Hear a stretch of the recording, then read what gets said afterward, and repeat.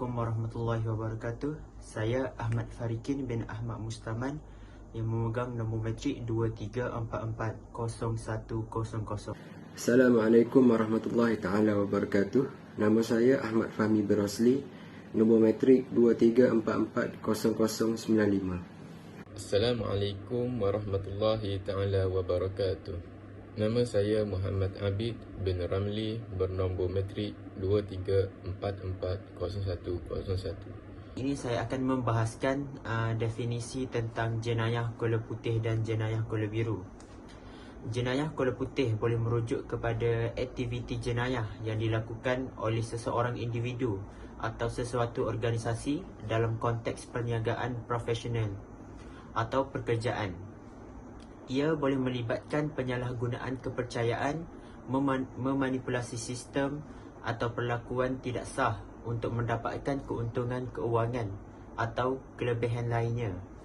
Perbandingan warna putih dalam istilah ini merujuk kepada pekerjaan pejabat atau profesional, sebaliknya daripada jenayah fizikal yang biasanya dikaitkan dengan kekerasan atau jenayah jalanan.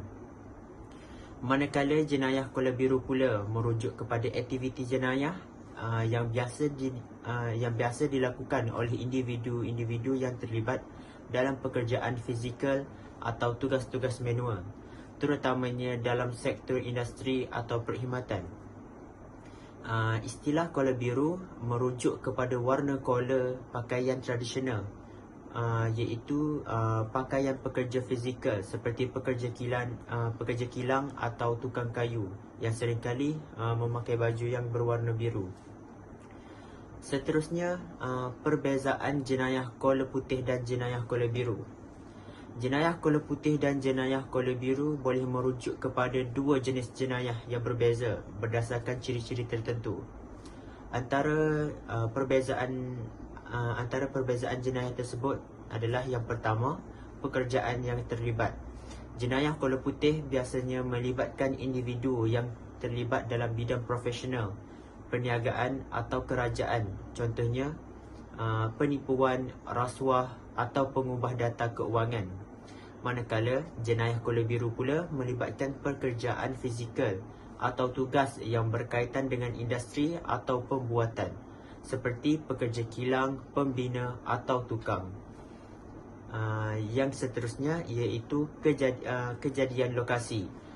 Jenayah kola putih mengikut kejadian kola putih lebih cenderung berlaku di pejabat, organisasi atau persekitaran yang profesional. Seterusnya, jenayah kola biru pula seringkali berlaku di tapak pembinaan, kilang atau tempat-tempat yang melibatkan pekerjaan fizikal tersebut. Seterusnya adalah mengenai kesan jenayah kola putih dan kola biru. Antara kesan jenayah kola putih di negara ini akan mempengaruhi prestasi keuangan organisasi. Jenayah ini bukan sahaja melibatkan orang yang terlibat, tetapi ia juga mempengaruhi keuangan negara. Selain itu, kesan lain mengenai jenayah kola putih ini ialah akan melemahkan keyakinan peniaga tempatan dan asing untuk melabur di negara kita, akan menyebabkan peningkatan kadar jenayah di negara ini, dan ia boleh menjejaskan prestasi keuangan organisasi komersial di negara ini. Di samping itu, jenayah kola putih boleh membawa kesan negatif terhadap integriti institusi keuangan dan perniagaan negara dan keupayaan agensi penguatkuasa dalam mengurus dan menyiasat kes penyelewengan keuangan. Akibat kurangnya pemahaman tentang masalah ini, jenayah ini telah menular dengan pantas dalam masyarakat kita. Jenayah kola putih haruslah diatasi dengan segera, kerana apabila ia dibiarkan berlarutan, maka ia boleh menyebabkan masyarakat menjadi terbiasa dan sentiasa melakukan jenayah kola putih ini. Berbeza pula dengan kesan jenayah kola biru. Kesan jenayah kola biru ini boleh menyebabkan berlakunya kecederaan atau kecacatan fizikal secara langsung maupun kekal ataupun tidak kekal. Dalam kriminologi, jenayah kola biru ini adalah sebarang jenayah yang dilakukan oleh individu dari kelas sosial yang lebih rendah berbanding dengan jenayah kola putih yang dikaitkan dengan jenayah yang dilakukan oleh seseorang kelas sosial yang lebih tinggi. Jenayah kola biru tidak mempunyai klasifikasi undang-undang rasmi. Jenayah-jenayah ini adalah berskala kecil untuk mendapat keuntungan yang bermanfaat kepada individu atau kumpulan yang terlibat di dalamnya. Ini juga boleh termasuk jenayah berkaitan peribadi yang boleh didorong oleh tindak balas segera, seperti semasa pergaduhan atau konfrontasi. Jenayah ini termasuk tetapi tidak terhad kepada pengeluaran atau pengedaran narkotik, serangan seksual, kecurian, rompakan, serangan atau pembunuhan. Seterusnya adalah mengenai kes sebenar jenayah kola putih di dalam dan luar negara. Contoh kes sebenar yang boleh diambil ialah berkaitan rasuah yang melibatkan bekas Perdana Menteri Malaysia Datuk Seri Najib Tun Razak yang dijatuhi hukuman atas kesalahan salah guna kuasa berkaitan kes SRC International.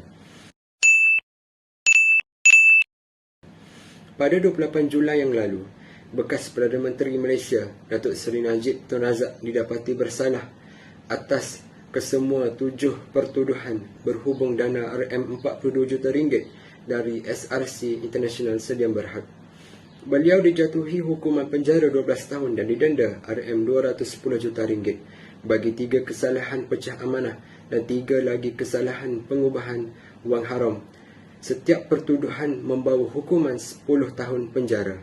Mahkamah Tinggi Kuala Lumpur memutuskan bahawa Najib didapati bersalah terhadap 3 pertuduhan mendapatkan suapan RM42 juta ringgit apabila terlibat dalam keputusan bagi pihak kerajaan dalam memberikan jaminan kerajaan terhadap pinjaman berjumlah RM4 bilion ringgit daripada kumpulan wang persaraan diperbandankan kepada SRC International. Najib didapati melakukan kesalahan itu antara Disember 2014 dan Mac 2015 di bangunan Ambeng Group, Jalan Raja Chulan, Ibu Negara.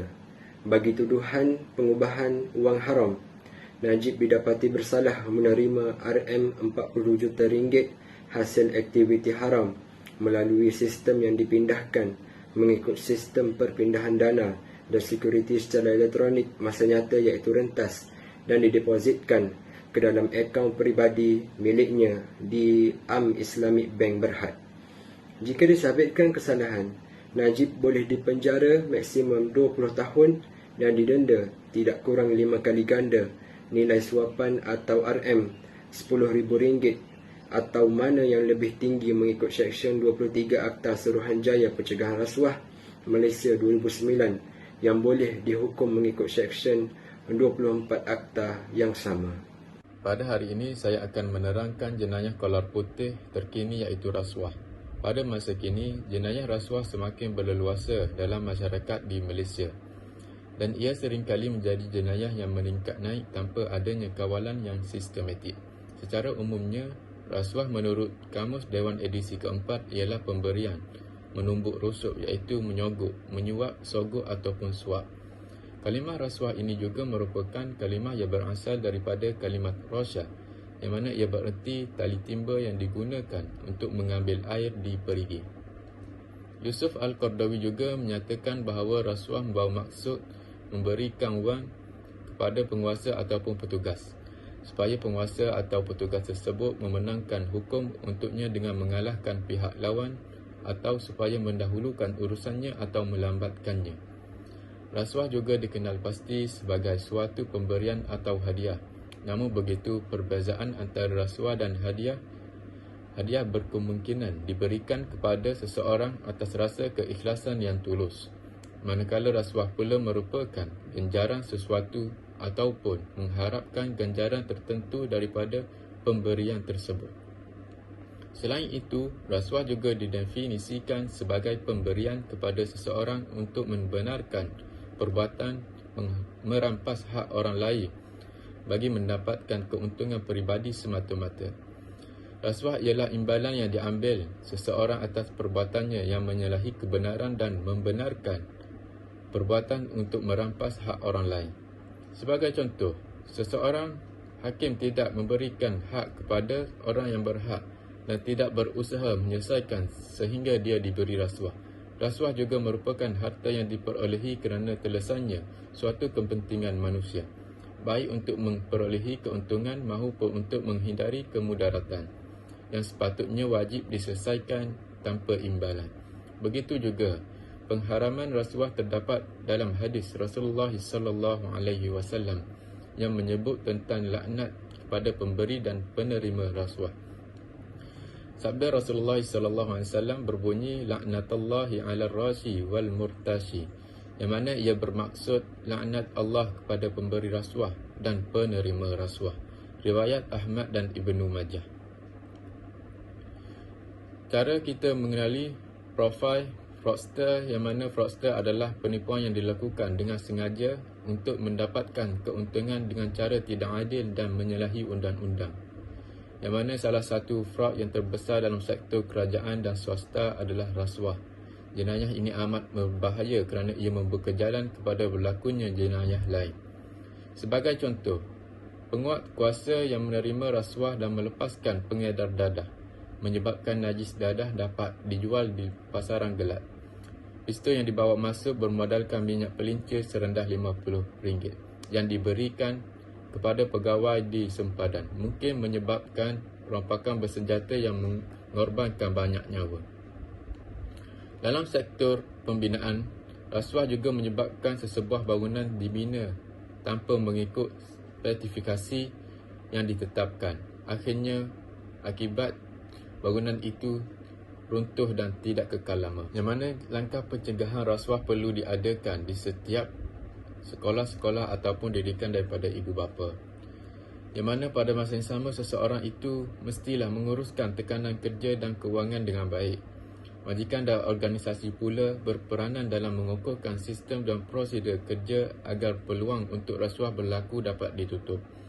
Pekerja juga mesti diingatkan agar tidak menggunakan rasuah bagi melicinkan sesuatu urusan. Manakala majikan juga perlu sentiasa mendidik pekerjanya agar menolak sebarang pemikiran yang merasionalisasikan tindakan jenayah yang mereka lakukan. Akhir sekali, benteng pencegahan terakhir adalah integriti diri seseorang itu dalam diri. Itu sahaja daripada saya. Saya sudahi dengan wabillahi taufiq wal hidayah. Assalamualaikum warahmatullahi taala wabarakatuh.